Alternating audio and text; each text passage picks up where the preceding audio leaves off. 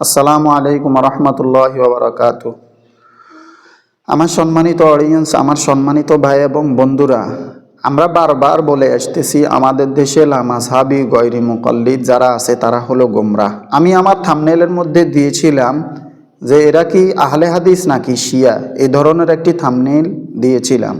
আমার সম্মানিত ভাই এবং বন্ধুরা, এরা যে শিয়াদেরকে অনুসরণ করে তার প্রমাণ ইনশাআল্লাহ আমি আমার এই ভিডিওর মধ্যে দেওয়ার জন্য চেষ্টা করব। শিয়ারা যেমন আহলে বাইতের ভালোবাসার পর্দার আড়ালে আহলে সুন্নতিদের বিভ্রান্ত করাই মূল লক্ষ্য উদ্দেশ্য, ঠিক তেমনিভাবে আহলে হাদিস নামদারিরা হাদিসের উপর আমলের মহব্বতের নামে আহলে সুন্নতিদের বিভ্রান্ত করাই তাদের উদ্দেশ্য। উভয়জনের লক্ষ্য উদ্দেশ্য কিন্তু এক, উভয়ের উদ্দেশ্য একই। শিয়ারা যেমন চায় আহলে বাইতের নামে আহলে সুন্নতিদের মাঝে বিভ্রান্তি ছড়িয়ে পড়ুক, আহলে হাদিসরাও চায় আহলে হাদিসের নামে আহলে সুন্নতিদের মাঝে বিভ্রান্তি ছড়িয়ে পড়ুক। দলিল দেব ইনশাআল্লাহ, আলোচনাটা শুনেন। শিয়ারা আহলে বাইত বলে আহলে সুন্নতিদের ধোঁকা দেয়, গায়রি মুকাল্লিদরা আহলে হাদিসের নামে আহলে সুন্নতিদেরকে ধোঁকা দেয়।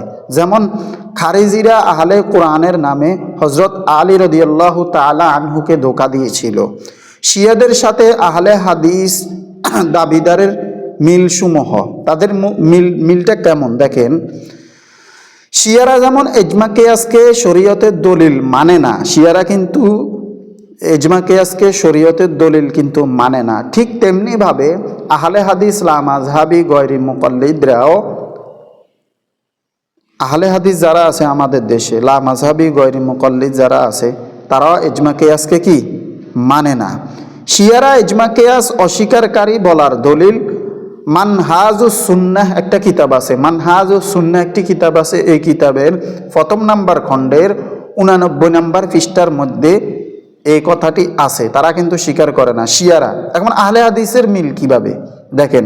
আহলে হাদিস নামদারিরা ইজমা কিয়াস অস্বীকার করার দলিল আশা করি দেওয়া লাগবে না, তাদের প্রত্যেকটি কিতাবের মধ্যে যে এটাকে কি বলে ইজমা কিয়াস তারা স্বীকার করে না, শিয়ারাও স্বীকার করে না। আমাদের দেশে লামাযহাবী গয়রি মুকাল্লিদ যারা আছে তারাও কিন্তু স্বীকার করে না, এটা দলিল কিন্তু দেওয়া লাগবে না, প্রত্যেকটি কিতাবের মধ্যে পাইবেন। আর সবচেয়ে বড় কথা হলো আহলে হাদিস ইজমা কিয়াস অস্বীকার করার কারণে হযরত ওমর রাদিয়াল্লাহু তাআলা আনহুর আমলে ইজমা হওয়া 20 রাকাত তারাবি মানে না, 3 তালাককে মানে না, মানে একসাথে 3 তালাক দিলে হেরা বলে তালাক হয় না। এটা কিন্তু শিয়াদের সাথে মিল, এটা কিন্তু শিয়াদের সাথেও মিল।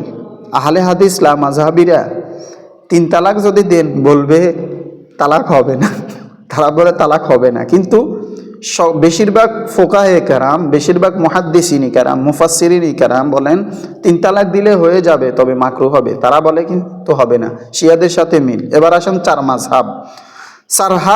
মাযহাব কেন মানা হয়। শিয়াদের বক্তব্য হলো 4 মাযহাব সঠিক নয়, এই 4 মাযহাবের উপর মানুষ কেন আমল করবে। তারা যে কথা বলে, শিয়ারা যে বলে তোহফায়ে ইসনা আশারিয়া একটা কিতাব আছে, এই কিতাবের 109 নম্বর পৃষ্ঠার মধ্যে আছে, ঠিক তেমনিভাবে ঠিক একই বক্তব্য প্রদান করে থাকে নামদারি আহলে হাদিসরা, তাই না? এটা আপনারা জানেন না? মানতে হবে দিন, মাযহাব নয়। তারা বলে কি মানতে হবে দিন, মাযহাব নয়। শিয়াদের বক্তব্য হলো যে আল্লাহ তাআলা দিন মানতে আদেশ দিয়েছেন, কোথাও মাযহাব মানার কথা বলেননি, তাই দিন মানার বদলে মাযহাব মানা কুফরি। তোহফায়ে ইসনা আশারিয়া 109 নম্বর পৃষ্ঠার মধ্যে এই কথাটা আছে শিয়াদের। ঠিক একই দাবি গায়রি মুকাল্লিদরা, ঠিক একই দাবি করে আমাদের দেশের লামাযহাবী গয়রি মুকাল্লিদরা।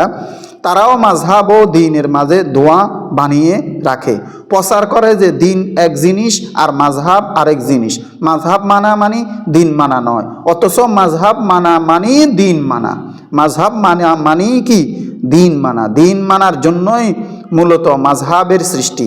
মাযহাব হলো পথের নাম।